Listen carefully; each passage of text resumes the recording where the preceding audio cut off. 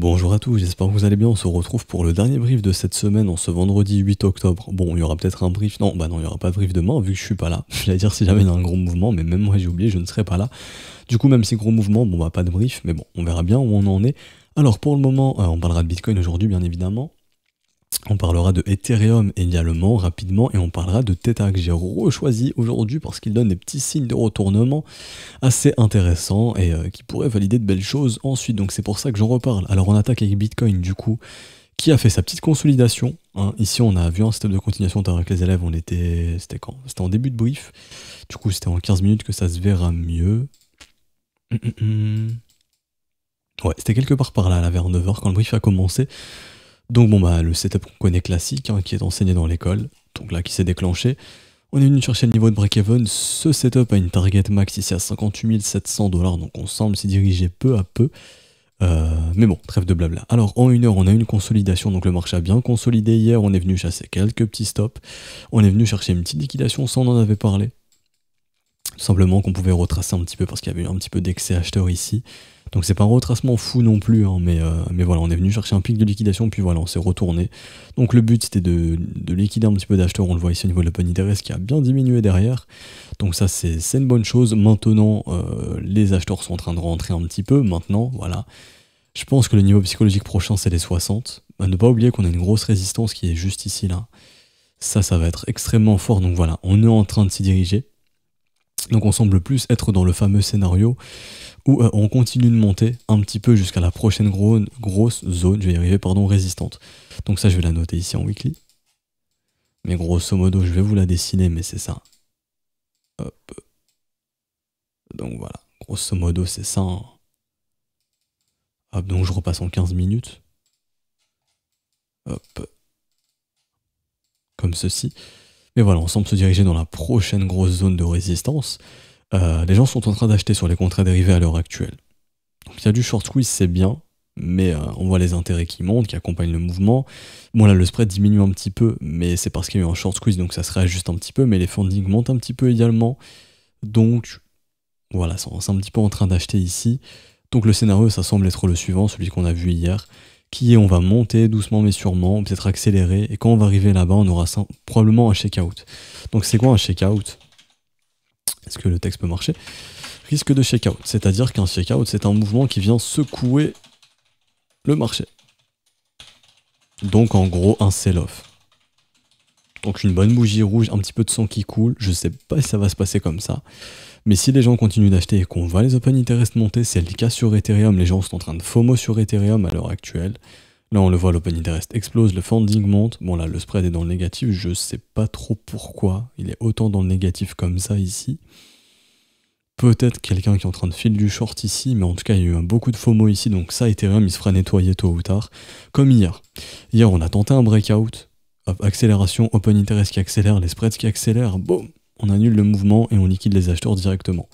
Donc là pareil, on est en train d'accumuler beaucoup d'acheteurs, donc si Bitcoin déclenche un mouvement baissier, Ethereum fera pareil. Donc faites attention, on va venir chercher des points sensibles, des grosses résistances qui peuvent se faire rejeter et créer des mouvements baissiers. Ce sera pas le moment de paniquer, hein. Ce sera pas le moment de paniquer, loin de là. Juste, on aura un petit peu de turbulence, probablement, dès qu'on va arriver sur la grosse résistance des 58 000, 60 000 $. C'est normal, c'est une grosse résistance, ça peut casser comme ça, mais si les gens achètent sur les dérivés, peu de probabilité que ça puisse casser comme ça. On pourrait plus voir un rejet et venir chasser des acheteurs, non par exemple quelque chose comme ça. Hein. C'est-à-dire, hop, et on vient chercher la liquidité sous ces creux ici. Donc, un Bitcoin qui passe de 60 à 52 000 serait pas étonnant. Hein. Sans pour autant ça voudrait dire que c'est le top. Ça voudrait juste dire que c'est un nettoyage avant de breaker la TH parce qu'on a un peu trop de gens qui sont venus acheter sur les dérivés en fin de mouvement, un peu comme on a eu ici en 2020, en fin 2020 par exemple, vous voyez ici là, juste avant de venir breaker la TH, hop, un nettoyage, on remonte, les gens viennent racheter, on nettoie un petit peu et là on break réellement, vous voyez, généralement c'est comme ça que ça se passe, généralement. Ou comme ici par exemple, vous voyez, on a pété la résistance, c'est bien, petit nettoyage où on passe de... Est-ce que c'est dire que c'est le top? Non. Mais on passe de 15 009 à 14 003, un petit mouvement baissier de combien de pourcents ici? De 10%, ça suffit hein, pour liquider les gros leviers, on repart, hein, tout simplement. Donc je pense qu'on va se manger un petit mouvement baissier tôt ou tard, si l'open interest continue de monter, à l'approche des grosses résistances. Donc voilà, admettons si on fait pareil, du 10-15% de baisse dès qu'on arrive là-bas, ça fait juste voilà, on retourne à 52 000 histoire de nettoyer un petit peu de stop. Donc quelque chose comme ça. Hop, hop, nettoyage et on repart. Et on va péter la TH. Parce que jusqu'à preuve du contraire, ça reste bullish techniquement. Ça reste bullish. Voilà, rien de plus à dire sur le Bitcoin. À part qu'on est en train de tirer un petit peu sur la corde, on pousse, on pousse, on pousse, on pousse. On accumule probablement des acheteurs pour les liquider ensuite. Et comme ça, derrière, on pourra les péter la TH. Voilà, c'est un petit peu ma vision des choses et j'ai rien de plus à dire. À part qu'on a une petite zone de combat daily, qu'on est en train de péter, si on clôture au-dessus de ça, ça valide la continuation jusqu'à la prochaine résistance. Et là, c'est la big résistance du Bitcoin, hein, 58 000, 60 000 $. C'est pas le moment de venir FOMO dans cette grosse résistance sur les contrats dérivés en tout cas. Si les acheteurs spot arrivent à péter cette résistance, tant mieux, mais si tous les mecs sur les dérivés viennent acheter avec du levier, il y a peu de chances que ça casse dans un premier temps. Il y a plus de chances d'avoir un rejet, de nettoyer les acheteurs et d'aller breaker ensuite. Alors, et je pense que l'opération, c'est de la breaker. Hein. Là, on est dans l'opération... faut absolument que les gens se réintéressent aux crypto-monnaies, il faut qu'on déclenche le mouvement FOMO, quoi. La deuxième partie du cycle, tout simplement. Voilà. Court terme, momentum récupéré par les acheteurs, petite divergence, les W se montrent, breakout W. Pour l'instant, sur le court terme, les acheteurs ont le momentum. En 4 heures, alors, pas de divergence baissière pour le moment, juste un momentum qui se contracte, qui commence à se contracter. Donc ça pourrait justement créer le fameux mouvement, le shakeout. Donc c'est-à-dire, à un moment ou à un autre, un mouvement qui secoue le marché, donc soit une grosse explosion et là on défonce la TH, ce qui peut être possible, mais après si les gens achètent sur les dérivés, le petit nettoyage avant la TH est plus probable, voilà. Et là le momentum semble partir dans cette théorie de, il y aura un mouvement fort, donc soit l'énorme cassure de la TH ou soit le shakeout, avant de casser la TH.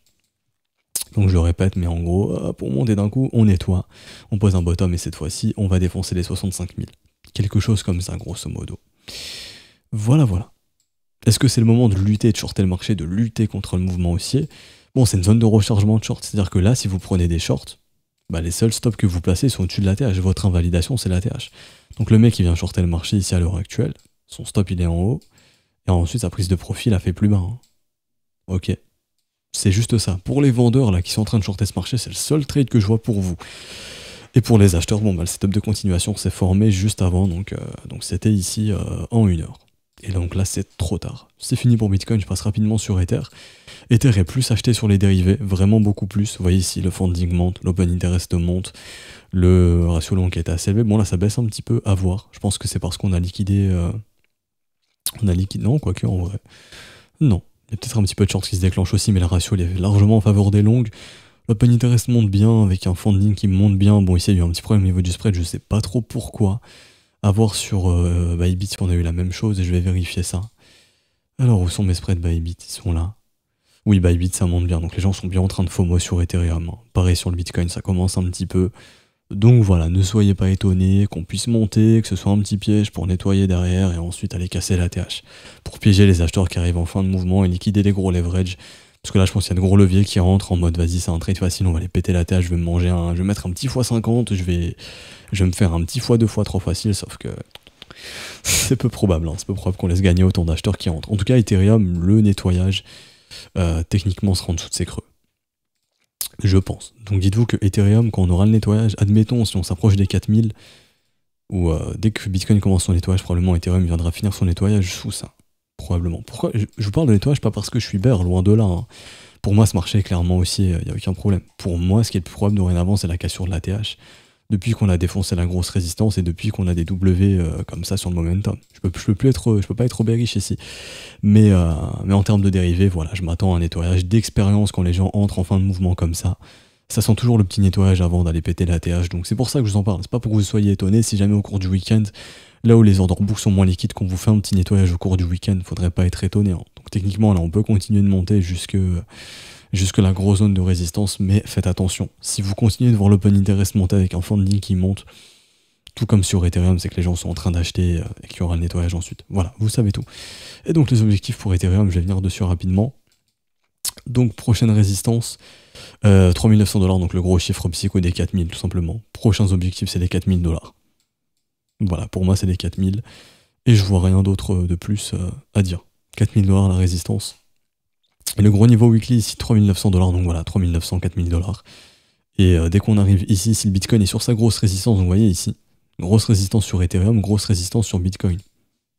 Donc dès qu'on vient là-dedans et si les gens ont acheté massivement en leverage, c'est à ce moment qu'on pourrait justifier justement, comment dirais-je, qu'on pourrait justifier un drop, donc un petit nettoyage. Et donc pour finir, ah oui, je voulais vous parler aussi sur le spot de Bitcoin. Il y a des profits qui sont repris dans les mêmes zones précédentes de distribution. Ça, c'était la zone de distribution précédente. Il y a les mêmes phases de profit qui sont faites au même niveau de prix. Voilà, il y a des gens qui prennent profit, des whales qui prennent massivement profit. Donc, voilà, ça prend profit beaucoup. Il y a de gros vendeurs sur le spot dans ces zones. Donc, il va en falloir de nouveaux acheteurs pour péter cette résistance. Hein. Donc, voilà, si les gens sont en train de FOMO sur les dérivés et qu'il y a des gros qui vendent, c'est que le nettoyage pourrait arriver, qu'ils puissent vouloir acheter moins cher. Hein. Et donc là, hein, vraiment, le nettoyage, pour moi, c'est sous les 53 000 qu'il faut le faire maintenant.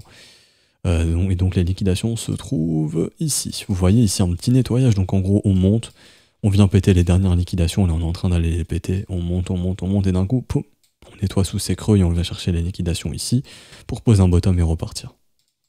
Voilà, vous savez tout. Et donc Theta Pro, je vous en parle. Alors, parce qu'on est venu en zone de rechargement, donc déjà là c'est une zone où les investisseurs, ça vous intéresse, ok.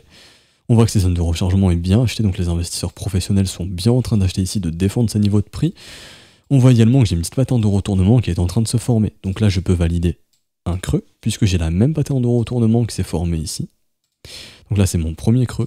Hop, hop, et hop.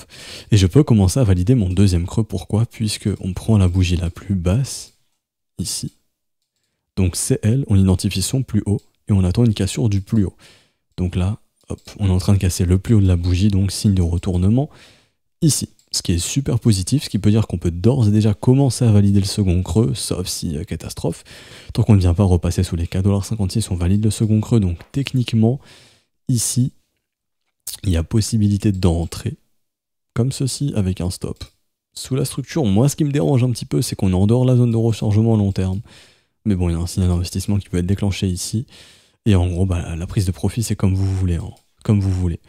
Personnellement, ce que je pourrais faire, c'est hop, zone de rechargement de short. Je récupère mon investissement là-dedans, donc à 100%. Donc voilà, à 12,63$, si je rentre sur les niveaux des 6,40$, je prends grosso modo 12,80$ plutôt, quelque part par là, quoi. Au niveau des 100%, je récupère l'investissement, zone de rechargement de short, et ensuite je laisse courir le reste. Au minimum, enfin ma prochaine phase de profit se fera si je prends, enfin si on vient chercher l'extension qu'un nouvel ATH. Hop, comme ceci.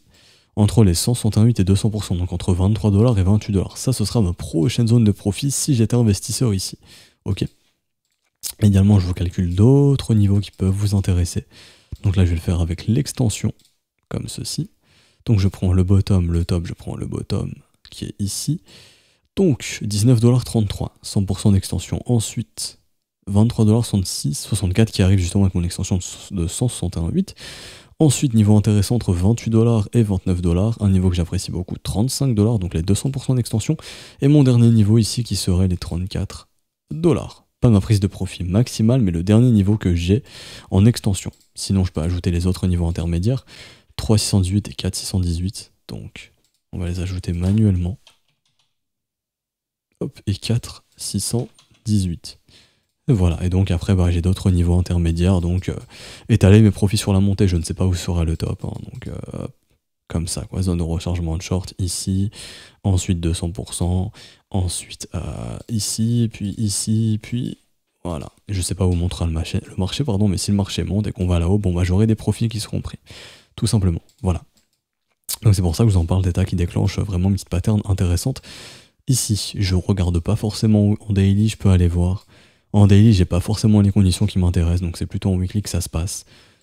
Et là, par contre, j'ai une petite pattern de retournement, donc c'est pour ça que je vous en parle, et faudrait pas être étonné qu'on puisse aller faire le gros W ici, qui pourrait justifier du coup un nouveau rallye sur Theta. Voilà, vous savez tout. J'espère que ce bruit vous aura plu. Si c'est le cas, n'hésitez pas à laisser un petit pouce bleu, vous abonner si ce n'est pas déjà fait, à nous rejoindre sur Discord, je mets le lien en description et en commentaire. Si vous souhaitez rejoindre l'école, il y a tout qui est expliqué dans le bienvenu du Discord, donc juste ici, avec les modalités de paiement en crypto. Favoriser l'USDT TRC20, bien évidemment, c'est là où on a le moins de frais, c'est dispo sur Binance, c'est la grosse majorité des plateformes d'échange, il me semble. Dispo aussi sur Ledger si jamais. Donc voilà, n'hésitez pas, je vous mets tout en description en commentaire. Si vous avez une quelconque question, vous pouvez la poser à un des professeurs qui sera connecté en haut à droite, on vous répondra dès que possible.